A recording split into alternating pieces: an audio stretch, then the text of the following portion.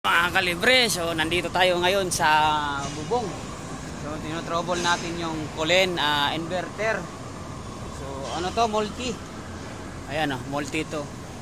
Multi pero pwede siya masalangan ng 1, 2, 3, 4 5 indoor, pero ang ginamit lang dito is dalawang indoor. So ito yung charge. So yan ang board niya. So yung board. Saka dual fan din. So ito. Oh, pag magawa namin to, ito yung kasunod yung die kit, baka ipapagawa din. So ayan si Master oh. Shout out Master. Shout out mga idol. Yeah, shout out sa Makati. Masugid to na customer ni Master, nagpa-assist lang sa atin. So ito, tabayanan nyo, ito trouble muna namin to. So ang unang chinik namin yung sensor, may nakita na tayong sense value. Mamaya titingnan natin kung magra-running ito. Ayan mga kalibre, gumagana na yung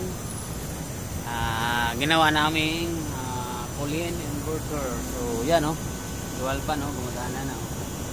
So isa pa lang yun ang pinagana doon na indoor. So ayos na oh, observe na lang natin mga kalibre. Gumana to, sumabay ang isa. Hindi natin alam. So ayan oh, galing, ayos, nakagawa naman tayo ng isang Colen sa isa nating tropa. So ayan mga Colen multi, ayos. F6 error. So ayan, madali lang naman yung F6 error kasi mayroong problema lang sa mga sensor.